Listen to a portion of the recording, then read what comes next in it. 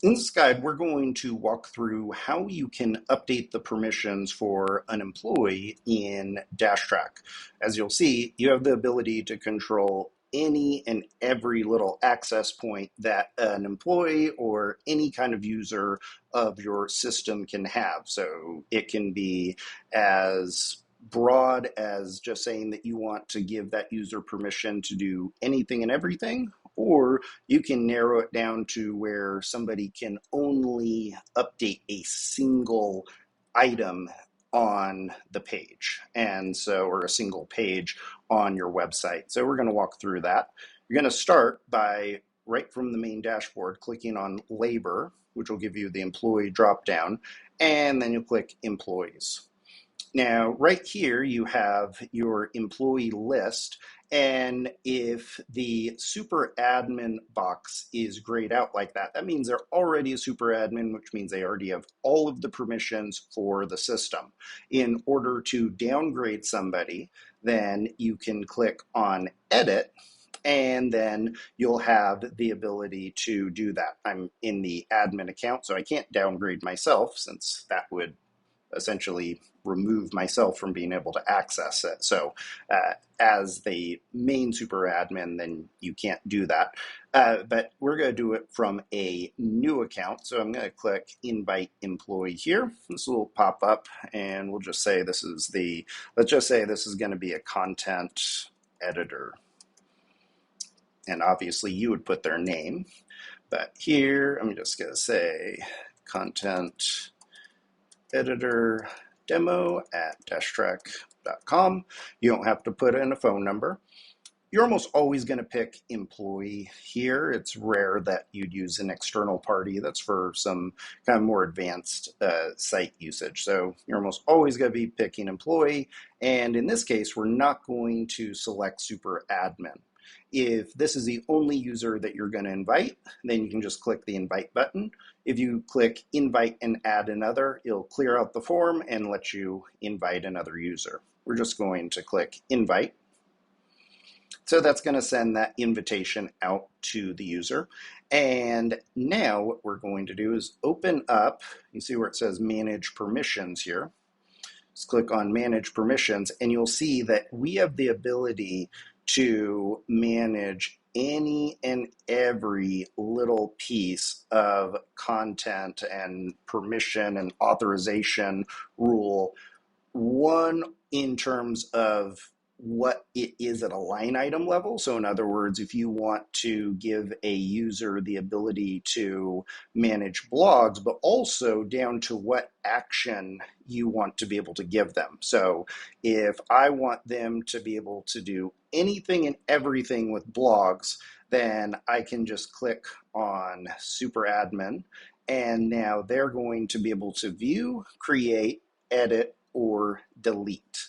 By default, as you can see, a brand new user where you haven't set any permissions, all they can do in the entire system is view it. And so that's because you want to have the ability, as soon as you invite somebody, to control what kind of actions they can do. So a very standard one is you may not want anybody to even see the analytics if they're an outside just like content user. You don't want them to see anything on the billing side either. And if you notice, if you are going through and just manually typing no a lot or yes, then if you click up top where it says can view, if you click on that, it will toggle all of these on or off. So right now, with nothing toggled on, there's really no point in the user even having an account, because it means they will not be able to see or do anything when they come in. So let's take a kind of more practical example. We're going to say that this user is going to be a content editor. So in that case, we are going to say that we want them to be able to view, create, and edit blog posts. And then scrolling down to pages, we want to view, create, and edit pages. And then one, if you're specifically looking to manage someone and give them the ability to manage content, it is important that they have media access. And the reason for that is because most of the page components and the different content elements that you're going to want to give them access to means they need to have full media access. So it's pretty rare for someone that is content related that you wouldn't make them a admin of the media element. So that is just something that is important to know. This is a very standard kind of setup for somebody that you want to manage just content. You may, if you're using events, you may want them to view, create, and edit, but not delete events as well. So this will pretty much give them the ability to manage but not do any kind of damage, not make any deletions or anything like that.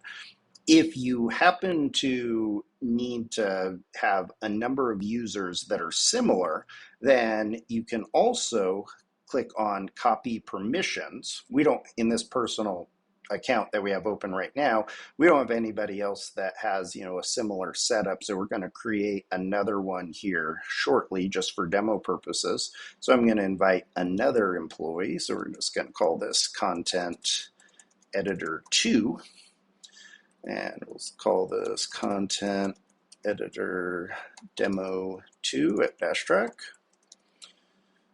Gonna do just a regular invite.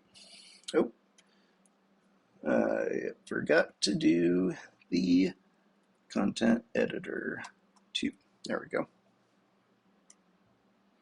There we go. So now they have been invited.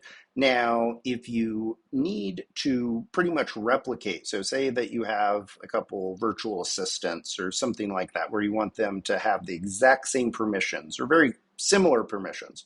If you click on Manage Permissions here, you don't have to go through and remember each one of these that you clicked on. You can simply click on Copy Permissions, and then you can replicate any of the permissions that are there. So in this case, I want to replicate the content editor permissions.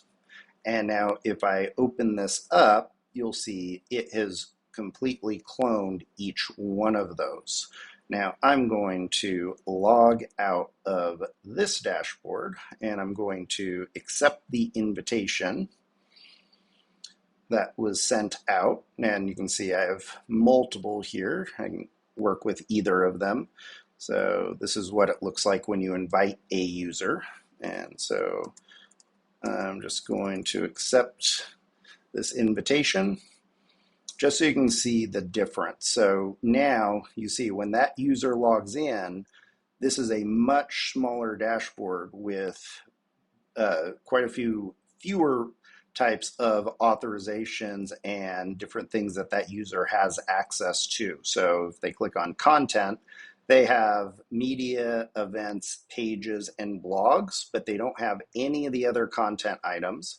They have access to certain parts of the reservation system as a whole, but no specific items because we didn't enable those. And then same thing on the settings. Pretty much they can only kind of manage their own personal settings, and that is it. So this is also replicated in the various mobile apps that we have. So if this user were to log in with the credentials that they just created, then they will only have a very small subset of those items. And now I want to show one more thing just to kind of take it up one more level. So I'm going to log back into that same exact account.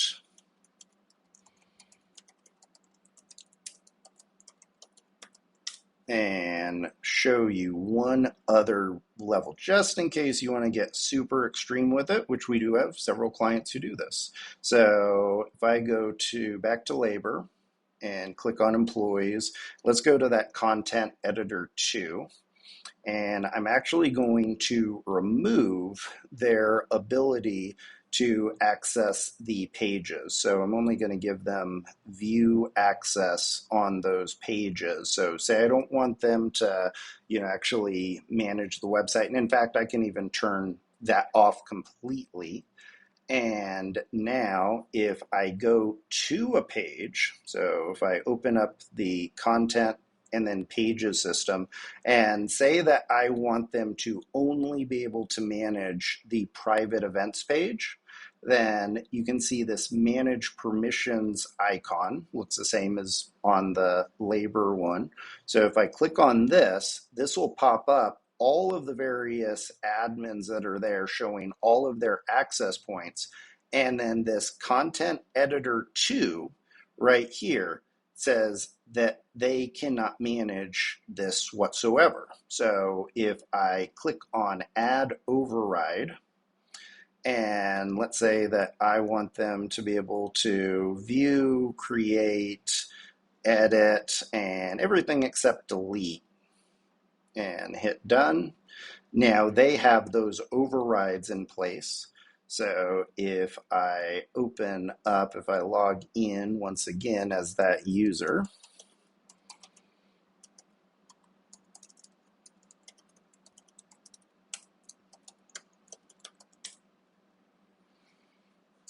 if I can remember exactly what I logged, what I created, let me switch back to that email really quick. There we go.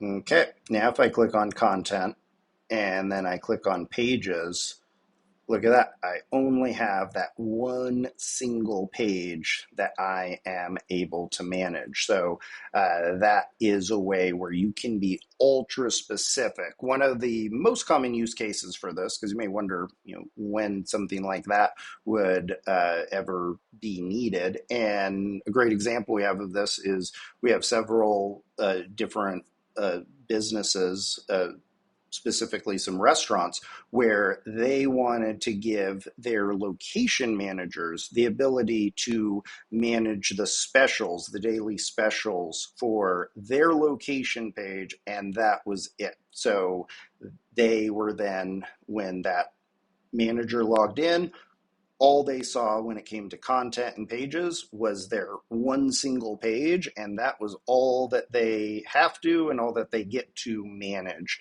So that is how you can take care of managing permissions at a high level for all of your employees, and then also how granular and specific that you can get depending on the rules that you want to set up.